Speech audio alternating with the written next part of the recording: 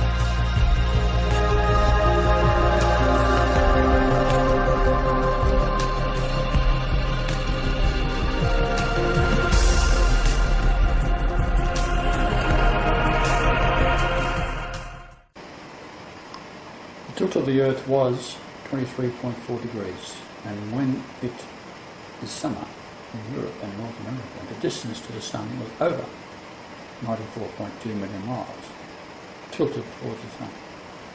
But now the North Pole is in England, on the south coast at Herne Bay. If the tilt is the same angle, 23.4, then the heat from the Sun come January, when the distance is reduced to 92 million miles, then North America, China, parts of India and Europe will face unbearable heat and loss, including Russia and, of course, Mongolia and Algeria. This is what it looked like before the tilt. Tilt is caused by two things: crossing the Milky Way galaxy equator into the northern hemisphere, and the return of what some people call NIBIRU. It's a small binary star with several planets, and it is south of the world, near Antarctica, pulling against the magnetic field of the Earth and tilting. As far as the North Star is concerned, it has always been above the Northern Hemisphere, and in ancient times navigators used it to sail back to England. So sailing south, the star became lower in the sky until past Morocco it was on the horizon, and further south it was below the horizon. You can see it, could have seen it from the descending passage of the altar to the Lord, the Great Pyramid. The prophecy here of the pyramid is that when you cannot see it anymore from the descending passage, then that's the end of time. Since June the 5th, 2013, a new axis of the Earth has settled down over Herne Bay in England. So the problem the Earth faces is prophecy. Can't be altered. Now the world rejects the Lord, Psalms 118:22, in his second coming. Even though the Pope Benedict XVI has written and announced that he has met Jesus, spoke to Jesus, and wrote an apostolic letter, which is very important for the Christian world, because 1.2 billion of Christians are Catholic. But because he did that, Joseph of Arimathea would turn over in his grave, seeing that he is now a prisoner in the Vatican. Thanks to Francis, the new Pope, and all the cardinals. 99% of the Vatican is evil. So maybe you get 5 or 6 good men in there and that's it. The rest are Lucifer worshipping demons. So there's the location in Herne Bay. There it is from space. So what the world order does not do ever is tell you the truth. And I always tell you the truth. So on December the 11th, 2011, at 11:11 a.m. Eastern Australia, solar system travelling at 69,000 kilometres per hour at a 63-degree angle across the equatorial line of the Milky Way galaxy. Here the message is 69 is Jehovah, it's also Leonard, and 63 is Isaiah 63. The galaxy is 100,000 light years wide, so it's a mathematical perfection. 1 times pi is pi. Therefore, 100,000 light years is 314,153, off to infinity, that's a never-ending number, and is pi. Now, we had cameras set up watching the moon, and at 11:11 it started to flip, and 1 hour later it was completely upside down at 180 degrees, and then it finally settled down and came back upright, and it's been wobbling back and forth ever since. The Coriolis effect is one of the things that is not spoken about either in the news. If you drain water down your tap and you're living in North America or Europe, you'll find it's now going counterclockwise, where it was going clockwise. In Australia, it is reversed. The Earth itself wobbling was prevented by Antarctica. It is like a giant damper. They use dampers like this as weights hanging in buildings, high-rise buildings, for resisting movement during an earthquake.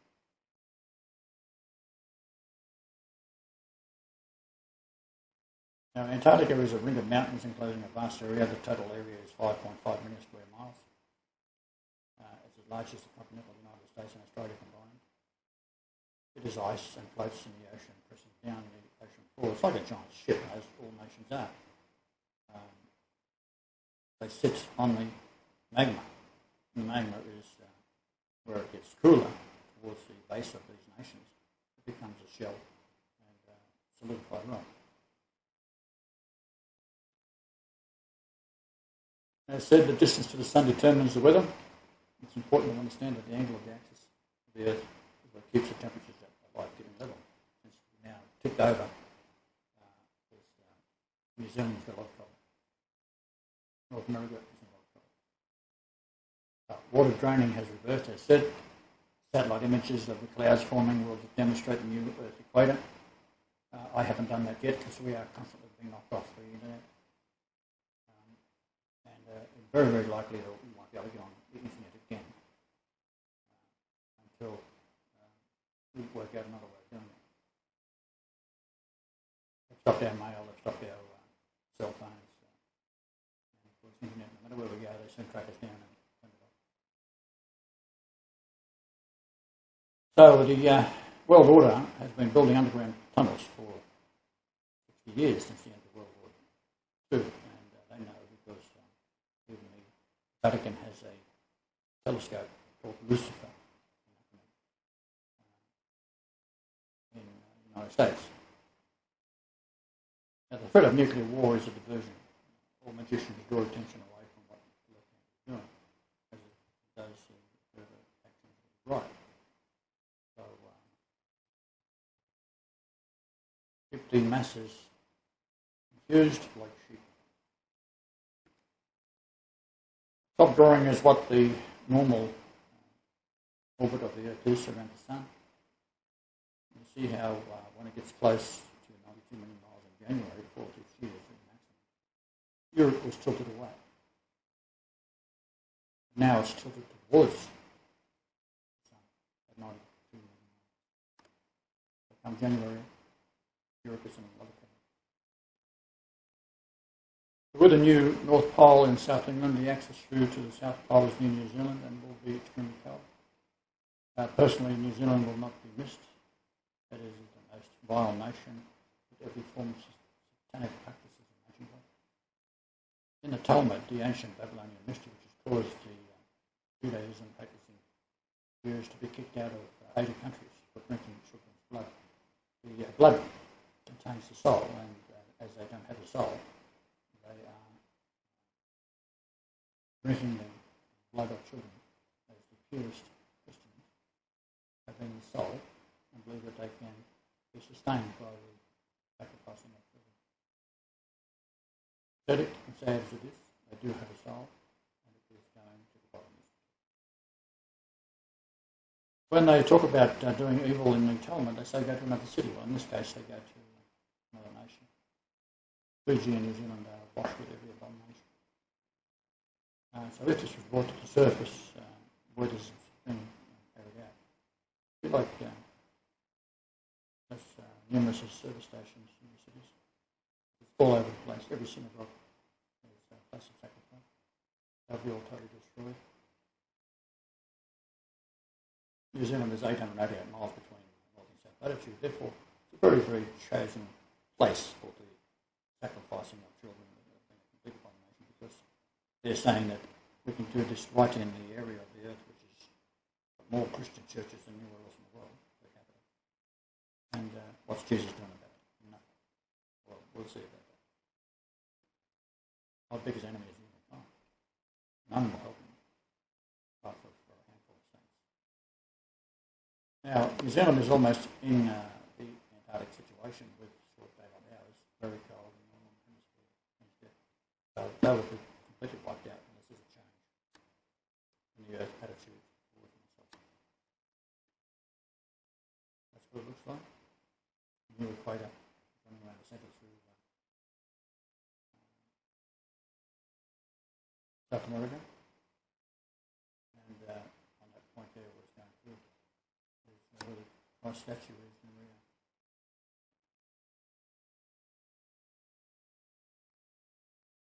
Australia will be protected and temperatures will drop and have done so far, but much, much further.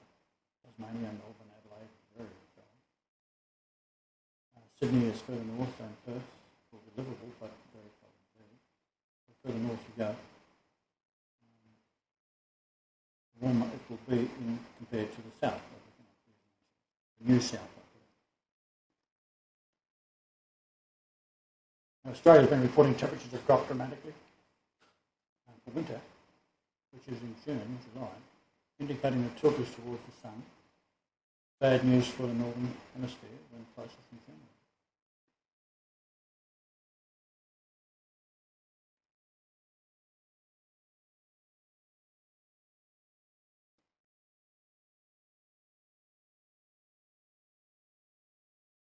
So the pole star is now gone. January the 24th is your problem.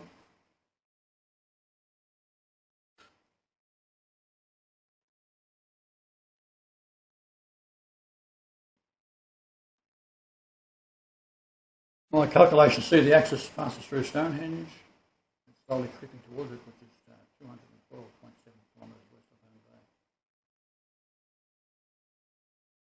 2127 number is there, and it was also Ezekiel 21:27. Now, if you was to invite people into your home, and across the road was a nice family, kiddies would be able to come over and become friends, have Christmases together and Easter, and look after each other's children, run them to school. However, if there was child molesters and homosexuals on either side of you, they would not be coming into your house, would they? Well, this house I'm talking about is the earth and it's mine. And that is why there will be no homosexuals, there will be no Judaism, there will be no child molesters, there will be nothing that offends. Nothing, absolutely.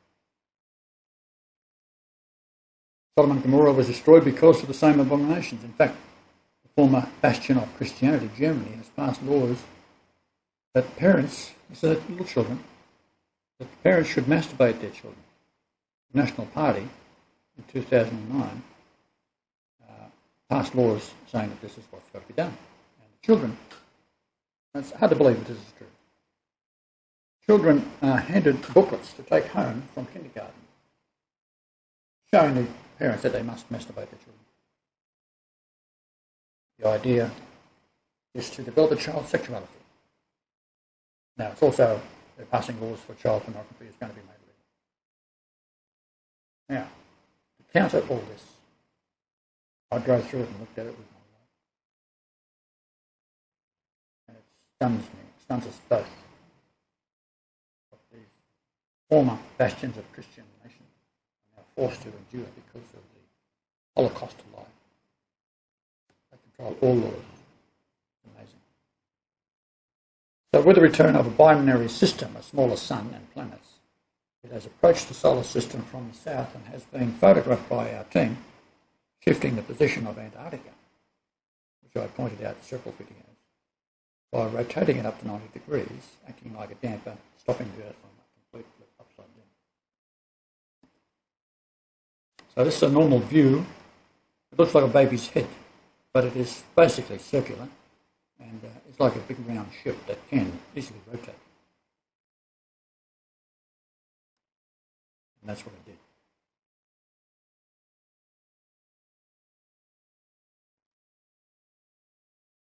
So the new poles are temporary, but it will take months to recover. But during that time, people, evil men and women, will be begging to die because they'll be so tormented by what they're going to endure. In Australia, as of June, they're reporting animals, temperatures, all sorts of strange things.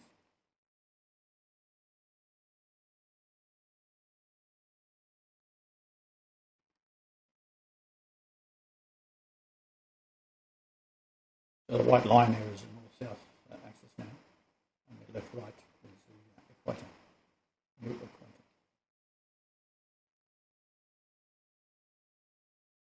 So along the equator, it's going to be reasonably comfortable for people to live. It'll be very cold in New Zealand. It all can be stopped, of course. Just one way to do it, and that's to recognise that God is back and not going to take any more of this crap.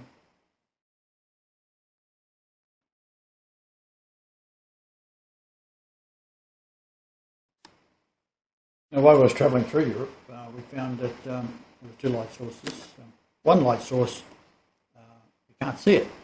It's below the spectrum of the eye, but when it bounces off the moon or vehicles and so forth, it does leave a shadow because the spectrum changes light. So we had many occasions where we've seen a shadow on either side of the vehicles because the light was coming from two directions. So, scripture. And it was commanded them that they should not hurt the grass of the earth, neither any green thing, neither any tree, but only those men which have not the seal of God in their foreheads. And to them it was given that they should not kill them, but that they should be tormented 5 months, and their torment was as the torment of a scorpion, when he striketh a man. And in those days shall men seek death, and shall not find it, and shall desire to die, and death shall flee from them. Revelation 9, 4, 5 and 6. If you take July through to 5 months, it's going to get worse and worse and worse up until Christmas. And then January. Matthew 24:29 states, "Immediately after the tribulation of those days shall the sun be darkened, and the moon shall not give her light, and the stars shall fall from heaven, and the powers of the heavens shall be shaken." Now, what can happen here is that the new binary can move in front of the sun. You won't have any need for the sun. It's also a prophecy, because the light of God will be there. So the light of God in this case will be coming from the new binary in front of the sun. The brightness of the two light sources at this time, June the 17th, 2013, this is written a few days ago, is so bright that there are no stars, and at this there is countless millions of chemtrails. So over the entire Earth, this is an amazing feat of engineering when you consider what they're doing. All the planes they've had to set up, it takes years to do it, and to develop the chemicals. It's extraordinary. So they're trying to stop people looking up seeing the stars, but unfortunately there's communication with the internet, and we have people who do see the sky and do report to us what is supposed to be there isn't. So as the new axis is Herne Bay, England, its latitude at 51, 52, 9, 4, 9, around 51 degrees 53. We have set the computer over our location in Rome. So the distance the axis shift has moved is the same approximately, 52 degrees, so around 12 to 13 degrees south latitude. So all around the world is shifted. So what we do is we set the computer up to what it should be looking at. So if we go down to Angola or a country like that, by the shift of 52 degrees, we then see what is there and what we'll be looking at if you're in Angola. You'll see Virgo, Virgin and Saturn. And now we have the moon at an altitude of 66.07. Never happened before in history, but now it is. Last night the sky was clear, the moon was clearly seen. No Saturn or Virgin, of course, where it was supposed to be one moon width away from Saturn. So this confirms the shift. As I said, we set our computer for Angola. The astronomy program is not connected to the internet and cannot be altered and proves the shift. Now there are programs that are available on the internet. Stellarium is one. And of course it is showing events normal. It is supposed to be live feed. So measuring the moon where it should be at altitude 36.25, and where it actually is 64.98, is a shift of 28.73. That number in Hebrew is to kill, slaughter, animals or men. Now I calculated the Earth tilt at not at 23.4, but a shift to 17.18 degrees. Decrease of 6.22. Now I mentioned this 622 number. We have seen it hundreds of times come up in the calculations we do. So therefore, it is confirmed in that sense that I am correct in my calculation. It means to destroy fully, die, loss, mar, perish. And 51.23 degrees off normal tilt plus the 6.22 is 57.45. This takes us to Ezekiel because the number overturn in Ezekiel. And this is the 2127, which is people who have been watching us are aware that this is a very key number. It's the age difference between two of my daughters. For example, 2.127 years. It's in 1 Chronicles 5:13. My stepdaughter and my youngest daughter. And the numbers stretch out from there to amazing consistency. And that means to overturn. And the earth is the furnace, literally. The name Ezekiel in the Hebrew is 3168. And of course in Greek, most of you are familiar with my work. You know this to be Lord, 800, Jesus 888, and Christ 1488, to be and get 3168.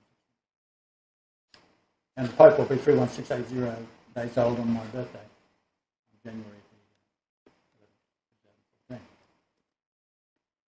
Now, as odd as all this is, we are dealing with creation. Universities have been dominated by Zionism for decades, years, centuries. depending on what country. And of course, all behind that is Judaism. So the smaller sun is giving off light, but we can't see it. But what happens is that the animals can see it. So reports from Australia, all farm animals are trying to get out of the farm. Feral goats are everywhere. Outdoor cats want to get into their own homes. Temperatures are reported at -1 degree Celsius on the news, but they are in fact -11 Celsius, which is 20 degrees different. Fahrenheit. As usual, the media is not telling the truth. They never do. So July, the distance to the sun at 94.2 million miles, right at 92 million miles, and January 94.2 million. We move towards the sun, and the new pole is almost directly pointing at the sun. January is certain death. Yet prophecy tells us only the evil will suffer. Repentance will end it. Even the earth will right itself, for every knee shall bow, and they have to do that first. Then the earth will settle down. Paradise situation. It is also the Daniel furnace prophecy, Daniel, son of man, Jesus. So the mention of son of man in Daniel is referring to son of man, Jesus. Daniel 3:16, Shadrach, Meshach, and Abednego answered and said to King Nebuchadnezzar, we are not careful to answer these in this matter. Chapter 17. If it be so, our God whom we serve is able to deliver us from the burning fiery furnace, and he will deliver us out of thine hand, O King. He answered and said, lo, I see 4 men loose. But he throws them into a furnace, right? Heats it to 7 times the temperature of the furnace is normal operating temperature. And in the midst of the fire, they have no hurt because they are with the Son of God.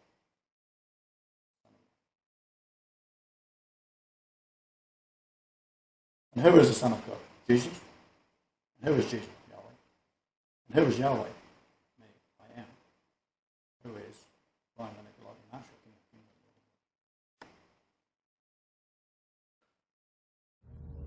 If the Earth's actual axis changes, which is connected to massive pole shifting, you're talking cataclysm. I mean, you know, you're talking biblical Armageddon type stuff. This is Nancy Leader on the Zeta Report. The Zeta state that the pole shift happens within an hour, forcing the Earth's crust to move 90 degrees. This causes hurricane-force winds worldwide and immense sloshing of the oceans. The general guideline is to be 100 miles in from the coastline and 200 feet above sea level. The Zetas have given hundreds of advisements about locations worldwide. Behold, the Lord maketh the earth empty, and maketh it waste, and turneth it upside down, and scattereth abroad the inhabitants thereof. Man, I found this thing in the Bible, and it sure sounds like NIBIRU and 2012 and everything else. Earth turning upside down? Bible. Man, if it's in the Bible, it's gotta be true.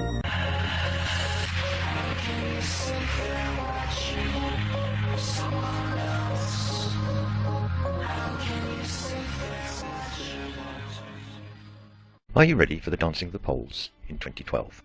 Do you know what's going to happen or why it's going to happen? They say that a little knowledge is a dangerous thing, and there appears to be plenty of people on YouTube with just a little knowledge. This video is intended to give you a not too in-depth, but hopefully factual look at the issues involved. As always, I urge you to verify everything I state for yourselves. First of all, I shall not be discussing NIBIRU or Planet X. Anyone who is still placing any credence in the loons who perpetuate this invented threat, please see your medical practitioner and suggest that you need an increase in dosage. I will say that any sudden pole shift of any magnitude would be completely catastrophic. Forget running to the hills or burrowing underground. The world as we know it would end. Just imagine some gigantic being grabbing hold of the earth and giving it a good shake. It would be a disaster even a genocidal god would be proud of. But there is absolutely no sign, rhyme or reason whatsoever to think that it's going to happen in any timescale that matters to us. So let us start by looking at the earth. What is going on beneath our feet, and how do we know?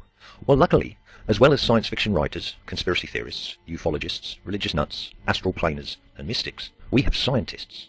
And unlike the aforementioned, scientists deal with research, facts, the scientific method, and shit. So let us begin. What is the Earth made of? Well, science can tell us directly what the surface of the Earth is made of by analysis of surface material. And materials that were once subterranean but are now on the surface due to tectonic and volcanic action provide further direct evidence, as does drilling and mine work. But all of this still only covers the Earth's crust. If you think of the Earth as an apple, then the Earth's crust would be the apple peel. So how do we know what is below the crust and forms the bulk of the Earth? Well, we have some direct evidence of what is there, and some indirect evidence. The direct evidence comes from seismology and orbital mechanics. the propagation of seismic waves through the Earth provides solid evidence for the density of Earth's structure at any given position and depth. The mass of the Earth can be accurately calculated based on gravitational interactions with other solar system bodies. Indirect evidence comes from other objects in the solar system. The objects within the solar system all formed at roughly the same time. Spectral analysis of the Sun reveals the same chemical fingerprints as that of the Moon and meteorites that have reached Earth, and this provides a high level of confidence as to what the inside of the Earth looks like. Seismology indicates a liquid core with a solid inner core. The gravitational mass indicates that the core is much more dense than the crust. And this is in tune with the idea that during its very early molten phase, heavier elements would have gravitated towards the centre of the mass of the Earth.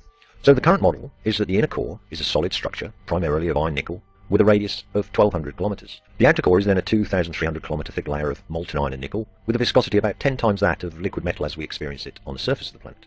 The outer core lies 3,000 kilometres below the Earth's surface. Above the outer core we have the mantle. This is about 3,000 kilometres thick and ranges from quite solid rock through to plastic flowing rock. And above the mantle we have the Earth's crust. The oceanic crust is 5 to 10 kilometres thick, whilst the continental crust is 30 to 50 kilometres thick. The crust comprises a number of tectonic plates which float on the mantle. Although to be accurate, the crust plus the top layer of the mantle is known as the lithosphere, but I want to keep this simple. And there we have a simple description of the Earth. It's far from being a solid body, but is more like a ball filled with material of varying viscosity, affected by internal convection currents which constantly churn its innards, and with a thin crust of plates which move around, crashing into each other and being pulled beneath the surface or thrust into the air. At places, the liquid centre bursts through the crust, and in places new crust is formed by the constant ejection of mantle material. But the Earth is not a stationary object. Let us look at how the Earth moves and why it moves. First and most obviously to us now, the Earth orbits the Sun. How would you prove that to a primitive tribesman in remote Papua New Guinea or a Christian? Show them how the movements of the celestial bodies are best explained by a heliocentric solar system. And of course you'd be telling them a lie, because the Earth does not orbit the Sun, though I shall now continue to say it does, as we will all know what that really means. Nothing exists in isolation, and our Sun and Earth are no exception. If we simply consider the Sun-Earth system, then we must remember that they both orbit the centre of mass of that system. It just so happens that the Earth is so piddlingly small in comparison to the Sun that the system's very centre is close to the centre of the Sun. And of course, we have a whole solar system to consider. Now the Sun comprises 99.86% of the total mass of the solar system, and Jupiter accounts for approximately 70% of what's left, or to put it another way, 2.5 times the mass of all the other planets and bodies combined. Little Earth is just 1/300th of Jupiter's mass. Anyway, the point here is that just as the Sun-Earth system has a barycenter, the Sun also has a barycenter with all other objects which orbit it. Jupiter has by far the largest gravitic effect on the Sun, and the Sun-Jupiter barycenter is outside the body of the Sun. This causes the Sun to wobble as Jupiter orbits it. This wobble effect is used by astronomers to locate planets orbiting other stars, find a wobbly star, and decide if the wobble is caused by an orbiting planet. And everything in the solar system has a little tug on the Sun as well, to a greater or lesser extent. We cannot therefore think of the solar system as an orrery of objects all at fixed distances from each other in a perpetual and well-choreographed dance. Rather, all of the objects interact with each other, and they all wander through space as though slightly inebriated.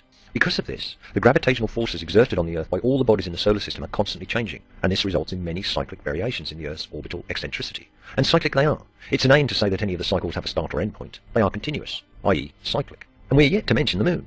The Earth and Moon are another two-bodied system, and they orbit a barycenter located about 1,700 kilometres below the Earth's surface. And so the Earth-Moon system dances a drunken waltz as it orbits the common barycenter with the Sun, as the Sun orbits its barycenter with Jupiter, and wobbles flirtingly with all the other planets. Now the Earth rotates on its axis once a day, or 365 times a year, as it orbits the Sun, constantly altering the gravitic effect that the Sun has on its surface. Earth precesses on its axis with a period of about 26,000 years, due to the Sun's unequal pull on the non-spherical Earth. And the Earth's axis is tilted at about 23.4 degrees, which again alters, as it spins, how it interacts with the Sun. The Moon, being so much closer to the Earth than the Sun, has a much greater gravitic tidal effect on the Earth. As the Moon orbits the Earth roughly every 27.3 days sidereal, or 29.5 days synodic, its distance from the Earth varies by about 11%, and so its gravitic tugging on the Earth continually changes, both in strength and location. Whilst this tugging is most evident in the ocean tides, the tidal forces also affect the physical Earth itself.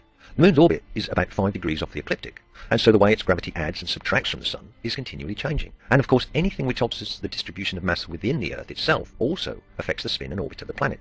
This includes the movement of water in the oceans due to the tides, the changes in air pressure in the atmosphere, the subterranean movements of mass due to thermal currents in the liquid core and molten rock under the mantle, the seismic shocks of earthquakes propagating through the Earth, changing ice sheets, isostatic rebound, hurricanes and meteorological events such as El Niño alter the spin of the Earth in a measurable way. Each and all these things can and do cause the Earth to move slightly on its axis. There are certain periodic wobbles that have been determined and can be calculated to an incredible degree of accuracy, but there are others, influenced by the tides and weather for instance, that cannot be forecast with any degree of accuracy beyond a few weeks or months. And all of these forces have been in play for millions of years, and have resulted in the poles wandering at different periods in Earth's history.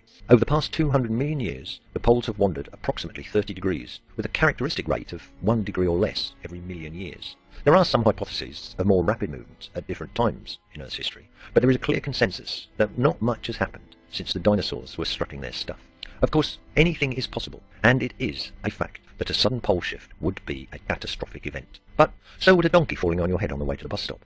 And I doubt that you spend too much time worrying about that. So anything you have heard or read on the World Wide Web concerning imminent pole shifts is pure fabrication and nonsense. It is also nothing new. No conspiracy theory ever is. And I will deal with that in another video. I also plan to look at the magnetic poles, which I find a much more attractive proposition. So until next time, thanks for watching, and watch out for those donkeys.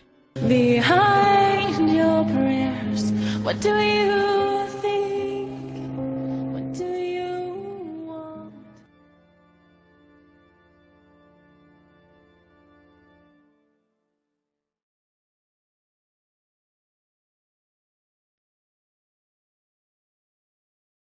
The two different images of the Earth's magnetic field. On the left is a model of a normal situation where you have the lines of force extending out and of both the north and the south pole, and they loop back around and they form what's called our magnetosphere. It's a shield from solar radiation, from outside of our solar system. And we were talking about this galactic plane, and every 13,000 years, which is a half cycle, we go through that center of the universe where there's more gravity, more radiation, things like that. Now, on the right, you see what is a model of what would start occurring during a reversal. In other words, the north and south pole magnetically of the Earth would change. And that's been detected in lava flows and rocks in different techniques. And in Oregon, we talked about that in one mountain there on an extinct volcano, they tested the lava, and it had hardened in that day. And it had hardened during an extreme shift. So there was a volcano going on during that shift, but they measured a 6-degree tilt of the Earth in one day. Now, scientists around the world now are starting to notice that it's starting to change. And of all the times to where we don't need our shields down, we're going right through this 13,000-year half cycle of this galactic plane. Now, back this summer, we have a satellite called GRACE that orbits the Earth. It measures the gravity field. You can see this July 2013, guys. And we're getting more, and it does this in the summer more. But this year, we're starting to get extreme gravity pulling at the equator. Now, you see the red line? That's over the northern part of South America, just below. You see Central America there, Cuba coming out there. That's right over that area, and they're saying it's due to a magma flow. Now, magma contains iron, which controls these magnetic lines of force. You understand what I'm saying? Now, for some reason, we're getting extreme gravity there, a peak, and that's because of that. Now, notice how at the north and south you have your normal gravity peaks where your lines of force come out, but it seems that the North Pole is a lot stronger than the South Pole at this point. So, one thing to remember is that they're saying that even though the lava can be shifting, it's not directly connected to the Earth's crust, so it may not be an immediate tectonic effect as far as earthquakes and things like that. But it depends on the extremity of the shift and the time it takes. But again, one of the things they worry about is our magnetosphere, and that would be an extreme radiation event for everyone on Earth. Grids, humans, plants. AM till 2 p.m. Central Time. We're going to talk about this and some of this chemicals in the space dust, some of the sinkholes. Join us there. I'll put a link. Heads up.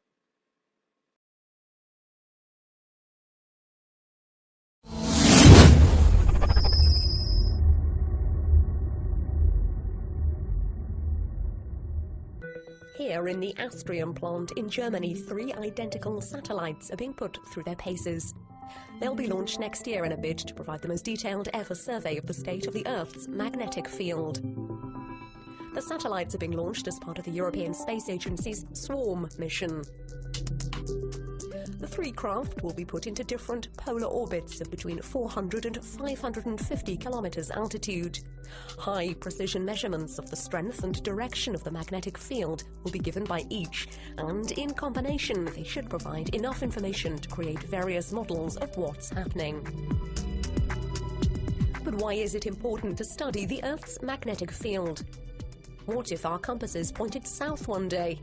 It seems far-fetched, but that is exactly what happened on Earth some 780,000 years ago, a total reversal of the magnetic poles. On average, these reversals occur every 500,000 years or so. No one knows if this is happening now, but one component of the Earth's magnetic field has decayed by 10% over the past 150 years, and the process appears to be speeding up. There's an observation that by 15 meters per day, the North Pole is moving towards Siberia. This makes 50 kilometers per year. And I think this is quite a significant number, and it underlines that there's really something happening with this Earth's magnetic field, which needs to be observed. Most of the field is probably produced by a self-sustaining dynamo in the Earth's fluid outer core. This natural generator is losing power, and the magnetic field in South America and the South Atlantic has decreased by 12% in 30 years.